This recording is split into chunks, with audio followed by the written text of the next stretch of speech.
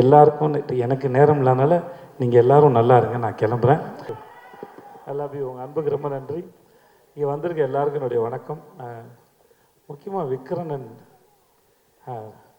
ரொம்ப நல்லா பேசுனீங்க, நிஜமாக ரொம்ப நல்லா பேசுனீங்க. மென்டார் வெற்றிமாறன் போட்டுனேன். நான் படத்துக்கு மட்டும் தான் நினச்சேன், மேடை பேச்சுக்கும் அவர் தான் மென்டார்னு எனக்கு தெரியாது. உட்காருங்க, அவர் விட்டதெல்லாம் இவர் எடுத்து கொடுத்துட்ருக்காரு.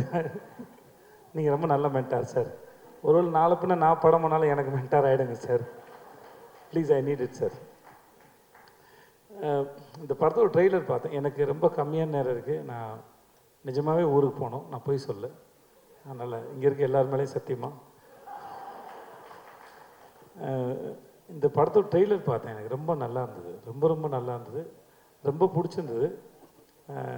எனக்கு மாஸ்க் படம் ஆரம்பிக்க போகிறேன்னு விடுதலை பண்ணும்போது ஒரு நாள் சார் சொன்னார், படம் இந்த மாதிரி ஷூட் ஆரம்பிக்க போகுதுன்னு. இன்றைக்கி அதோட ஆடி லான்ச்சில் அந்த படத்தோட டைட்டில் கேட்டோடனே இந்த கதை என்னவாக இருக்கும் அப்படின்னு ஒரு எதிர்பார்ப்பு இருந்தது. எம்.ஆர். ராதா சாரோட மார்க்ஸ் யூஸ் பண்ணது வந்து ரொம்ப எதிர்பார்ப்புன்னு அதிகப்படுத்துச்சு. விஷுவல் பார்க்குற முன்னால் அந்த டைலாக்ஸ் ரொம்ப ரசித்தேன். இதெல்லாம் இந்த படம் பார்க்கணுங்கிற ஆர்வத்தை எனக்கு தூண்டுச்சு. ஆனால் இந்த ஆடி லான்ச் வந்து தனி ட்ரெய்லராகவும் படமாகவும் இருந்துச்சு. வந்த எல்லோரும் ஒரு தாறுமாறாக பேசினாங்க. அது ராமரில் ஆரம்பித்து ராமர் வந்து தெரில. நான் விடுதலை எப்போது படம் பார்த்தோம், நாங்கள் ஒரு நாள் வெற்றி சார் கொடைக்கானல் இருக்கும்போது படத்தை ஒரு விட பார்த்துருங்க செய்து அப்படின்னாப்புல. ஷூட் இருக்கும்போதே சார் வந்து படம் காட்டுவார். அது வெகு சிலர் மட்டும்தான் அது காமிச்சிருக்காங்க. அந்த டிஸ்கஷனுக்கு ஆக்டர்கிட்டையும் கேட்குறது. ஏன்னா அவர் அந்த படத்தில் எவ்வளோ சிந்தித்து அந்த படத்தை இயக்கியிருப்பார், இல்லை வேலை செஞ்சுருப்பான்னு எனக்கு நல்லா தெரியும். அதையும் தாண்டி படத்தில் வேலை பார்த்த எனக்கு அது மேலே ஏதாவது கருத்து இருக்கா, ஏதாவது சொல்கிறதுக்கு இருக்கா? நான் என்ன நினைக்கிறேன், இந்த நம்ம விக்ரமன் சொன்ன மாதிரி தான் ரொம்ப டெமோக்ராட்டிக்கான ஒரு மனுஷன்.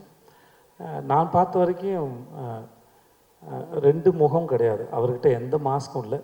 அவர் மேடையில் பேசுகிற இல்லை தனியாக அறையில் பேசினாலும் சரி, எப்போ பேசினாலும் எனக்கு தெரிஞ்சு ஒரே ஒரு வெற்றிமாறன் தான் இருக்கார். ஸோ அவர்கிட்ட சுத்தமாக மாஸ்கே இல்லாத ஒரு மனுஷன். ஸோ அவர்கிட்ட ஒரு விஷயத்தை பகிர்ந்துக்கும் போது என்னடா இது கூட ஒருத்தன் தெரியலையே அப்படிங்கிற மாதிரி இருக்காது. தனக்கு தெரிஞ்ச எதுவாக இருந்தாலும் சக மனுஷன்கிட்ட பகிர்ந்துக்கிறதுல, சமமாக நடத்துறதுல ஒன் ஆஃப் த பெஸ்ட். ரொம்ப நன்றி. நீங்கள் மாதிரி ஒரு ஆளாக இருக்கிறதுக்கு ரொம்ப நன்றி சார்.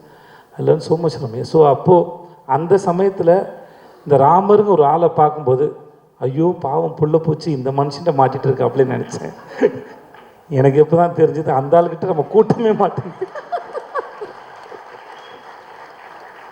ராமர் மாதிரி ஆளை மேடையில் ஏற்றி உங்கள் ஊருக்கு போயிட்டு வந்த கதையை சொல்லுப்பானாலே 1 மணி நேரம் பேசுவார் போல இருக்குது. நம்மளாம் உட்காந்து ஜாலியாக கேட்கலாம். ஸோ ராமர் பேசினா இருக்கட்டும், நம்ம கிங்ஸ்லி பேசினா இருக்கட்டும், சுப்பிரமணிய சிவா சார் பேசினா இருக்கட்டும், எல்லாருமே ரொம்ப நல்லா பேசினாங்க. ஏதோ சின்ன வயசில் திருவிழாவில் போயிட்டு ஆடல் பாடல் நிகழ்ச்சி பார்த்தா மாதிரியே இருந்துச்சு எனக்கு.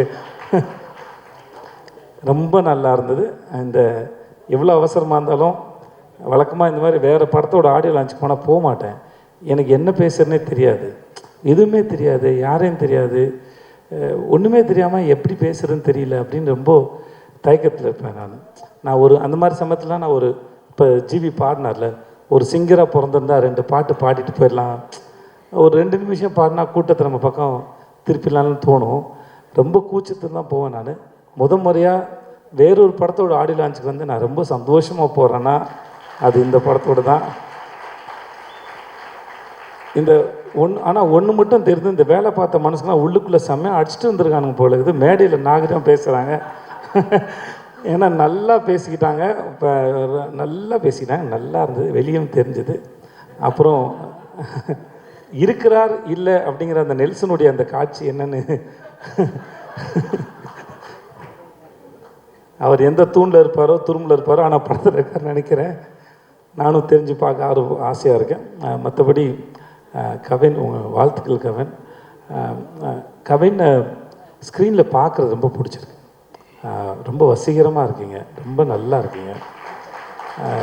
உண்மையாகவே ரொம்ப சிலரோட பார்க்கும்போது பிடிக்கும், ஸ்க்ரீனில் பார்க்கும்போது அந்த தனிநபராக பிடிச்சிருக்கு. நம்ம இவர் தான் சொன்னாருங்க, நம்ம நெல்சன் சொன்ன மாதிரி இன்றைக்கி நம்ம டிஃப்ரெண்ட் ஸ்கிரிப்டை சூஸ் பண்ணும்போது முன்ன பின்ன அடி வாங்கலாம். ஆனால் இதுதான் ப்ராக்டிஸ் பின்னாடி இருக்கிறதுக்கு. ஏன்னா எப்பயுமே வந்து வண்டி மேலே ஏறிட்டே இருக்காது, வண்டி ஒரு நாள் வந்து கீழே இறங்கும். அப்போது இறங்கும்போது நமக்கு விழுகிற அடியை தாங்கிறதுக்கான பலம் இருக்குமான்னு தெரியாது.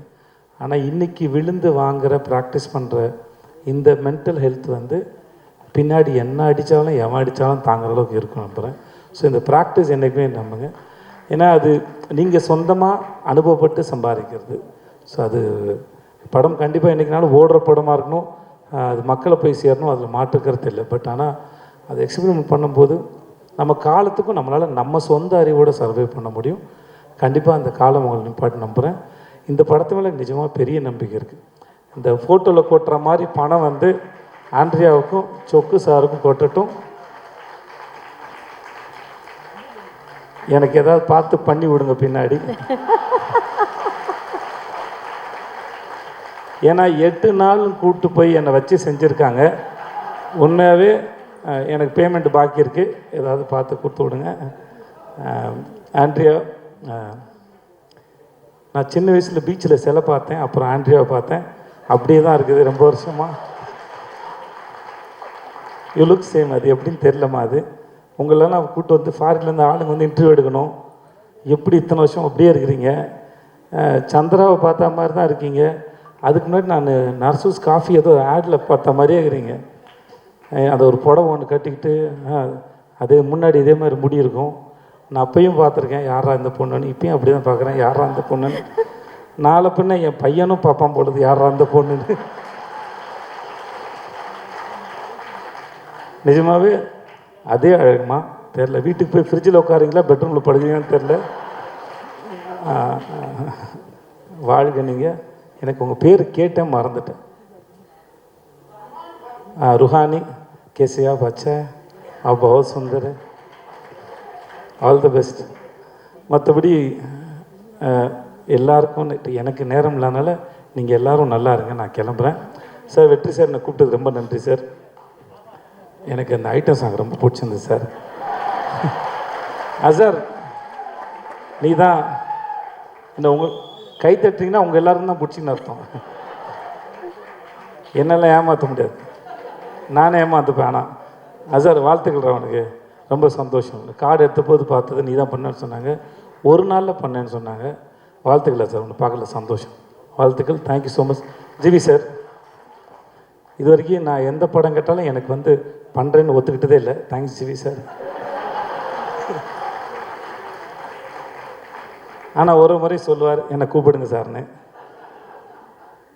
தெரில ஏன் அப்படி பண்ணுறீங்க எனக்கு தெரில சார், தெரில. இருந்தாலும் ஏன்னா மேடை ஏறி சொன்னால் நீங்களும் எனக்கு பண்ணுறேன்னு சொல்கிற மாதிரி மூஞ்சி வச்சுப்பீங்க, நல்லா சொல்லிட்டேன் நான். இல்லை, நான் இது வரைக்கும் கேட்டதில்லை, நான் சும்மா தான் சொன்னேன். உங்களுக்காக தான் போய் சொன்னேன் இப்போ நான். Thank you sir. நெல்சன், எனக்கு உங்களோட ஸ்பீச் எப்பவுமே ரொம்ப பிடிக்கும் தெளிவா. And thanks. உங்களை பார்க்க நீங்கள் நடித்தது நான் ரொம்ப சந்தோஷப்பட்டேன் சார். சொன்னேன்ல சார், ஃபஸ்ட் டைம் பார்த்தம்போதே ரிலீஸ்க்கு முன்னாடி அரசனுடையது நான் பார்த்தேன். உங்கள் டைமிங்கே தனி.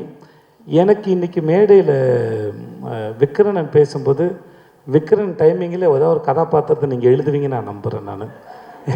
நான் டைமிங்கு செம்மையாக இருந்தது. திடீர்னு எமோஷன் ஆகும்போது இங்கிலீஷ் பேசுகிறாப்புல, ஏன் தெரியல. இன்னமும் நம்ம ஊரில் அந்த பிரச்சனை இருக்குது. உண்மையை பேசும்போது இங்கிலீஷில் பேசினா அது உண்மையாக தெரியும் போல் இருக்குது. ஆனாலும் அந்த ஃபார்முலா ரொம்ப நல்லாயிருக்கு. நான் வேறு சொன்னேன்னா, நான் அவர்கிட்ட சொல்லியிருக்கேன், இங்கிலீஷில் பேசினா வேலை செய்ய மாட்டேன்னு சொல்லியிருக்கேன் நான். எனக்கு தெரியல, ஆனால் நான் அவரை ரிஜெக்ட் பண்ணான்னு தெரியல, இல்லை மேடை ஏறி ஏதாவது எனக்கு சொல்கிறாரான்னு தெரியல. என்ன காரணம்? பேமெண்ட் அதிகமாக கேட்டிருப்பீங்க. Okay, thank you. அப்போ என்னால் பேமெண்ட் கொடுக்க முடியாது இருந்திருக்கேன். வாழ்த்துக்கள், நிஜமாக ரொம்ப நல்லாயிருக்கு. சொக்கு சார், உங்கள் எல்லாருக்கும் வணக்கம் சார். சார் வணக்கம் சார். வந்த எல்லாருக்கும் நன்றி. நான் கிளம்புறேன். Thanks so much. தேங்க்யூ.